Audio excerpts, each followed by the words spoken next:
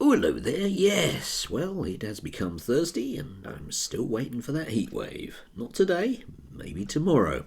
Yeah, you read the weather forecast, it's going to be bleeding hot, they say, and then you go out and it's not. I feel cheated. Anyway, speaking of cheated and cheated people, Turning Point UK yesterday caught my eye, as they inevitably do. Gotta love the American influence grifters that are out there. They're, something else. Anyway, there's no such thing as transphobia, there's only biology. And those people, of course, who intrinsically don't like gay people, or indeed anyone that's different from them, will have to find a reason for their bigotry. It doesn't matter how spurious it is. And for a lot of these people, half-remembered school lessons about chromosomes are enough for them to state categorically about biology, despite the fact that, in the trans debate, there's very little of that. And whenever you do try and bring in biology, these people get very, very cross about it. But a lot of these people are actually medically trained, but I would argue that what they're lacking is a bit of sociology, almost common sense, if you like. Yeah? So, for example, we've got Dr. P here, who, as far as I'm aware, is actually a clinical psychologist. Can anyone answer this? Why is nature making so many developmental mistakes by putting the wrong brains into the bodies of mostly white Western children? We are not seeing a corresponding rise in, say, Down syndrome, or children being born with extra fingers, or one leg shorter than the other.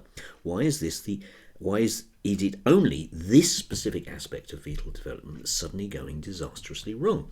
Well, it's debatable in so many different ways there. I mean, that is, I don't know, for somebody who presumably is medically qualified, at least psychologically, you'd be able to figure that one out, because those things are comprehensively different. And any cursory glance of the literature around the sociology of medicine will tell you that medicine is subject to fads like everything else. If you go back to 1980 and work around autism, there wasn't any. Okay, autistic kids in 1980 were just odd.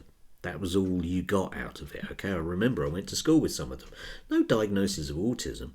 They were just a bit strange, that was all. And then magically there was a huge rise in the 80s, 90s and now of people with autism.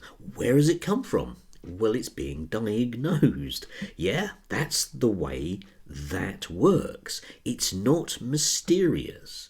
But of course, if you don't like it, it is mysterious. I can remember lots and lots of things in the 1980s whereby people in the Daily Mail would write articles saying that categorically there was no such thing as autism. Kids were just being naughty, and then nasty middle-class parents were letting them get away with it. Ring any bells? Yeah, of course it does. Yeah.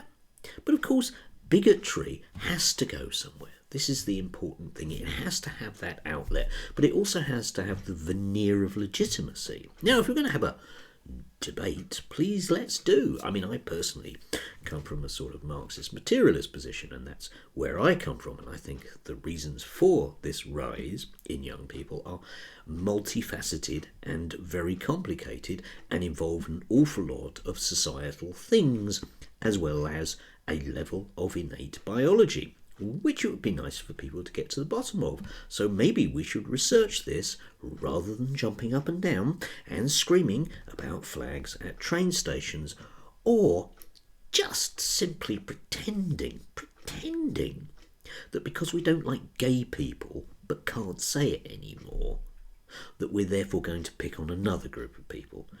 After all, they must have earned it because they're different. Is that enough? Well, these days, yeah, it is, isn't it?